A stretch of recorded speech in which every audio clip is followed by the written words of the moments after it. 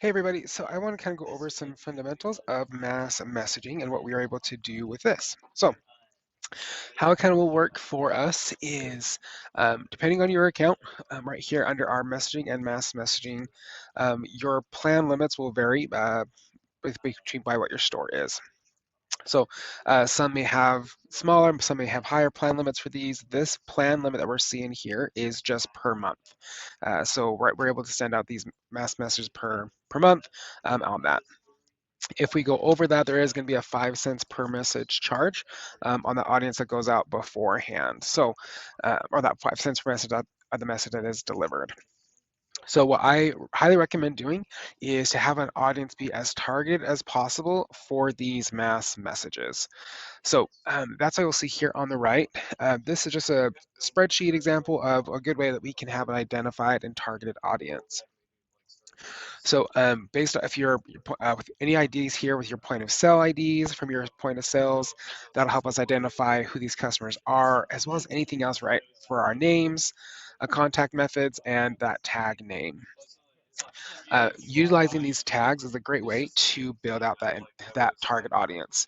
Adding these in is right. We want to make sure as we kind of clean up our data, because I know based off of the many reports we can get from different point of sales, some will have a lot of data, some will have just a little bit. What we want to see is a tag name on each profile on here, and these are all the supported fields that we have. You can also reference and see what these fields are as an admin by coming in here to our settings and under our upload data section. So there's the section for upload tags. So these are those same, these things here that are highlighted on the left are these same for 5 columns here. So we can support a file upload with the client names in the first name, last name in one field, in one column, or separate. That'll work for us. So after we have that here on our profiles, we'll then come in. I'll download this here really quick and go through this upload process.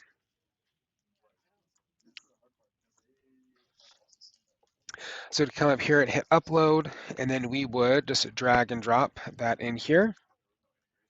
And yep, this column have headers, we hit yes, and then we walk it through and map out to things that they are going to. Then we hit next and import. If your customers don't have point of sale numbers, but we can just do off the first names, but we're going to run off that point of sale ID if you have it as that main process here. So you can hit that, and then we'll receive updates on those.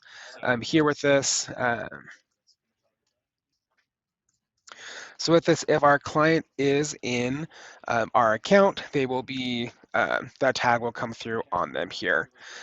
So we'll come in here to our messaging and then mass messaging, and now we can use that same tag, the same list we did to build out our audience. And this is in our test account. So if we come in and hit tag, and then I use that same example tag that I created, and then I hit apply, it's going to whittle it down to that full audience. So there wasn't a John Doe with this name and phone number in here.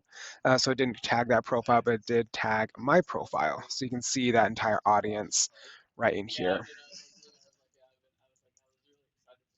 And so when it comes to building out, right, we can include our message in here for us, our content, right, we can add it all in. We can also attach images. I typically don't recommend those because they will get blocked by carriers. Carriers such as our T-Mobile, Verizon's, AT&T, if our images are going to be higher than 600 kilobytes, they will not be accepted by our carriers. So you want to make sure if you do include an image that you have it at that kind of appropriate size with all of this. So that's where that kind of will all come in, and we can schedule out to be in advance anytime in the future as well. And I would recommend keeping that opt-in on for our messages. And what this will do is ask the customer if they have not opted in previously to opt into a message to receive that marketing invitation.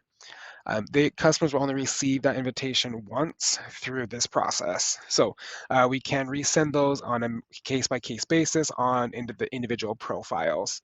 But that's where it's really good to have those targeted audiences, because if a customer does respond stop, that'll stop all communication between Clientbook and your customer. So that's why I always recommend having your audience be as targeted as possible for it. Thanks.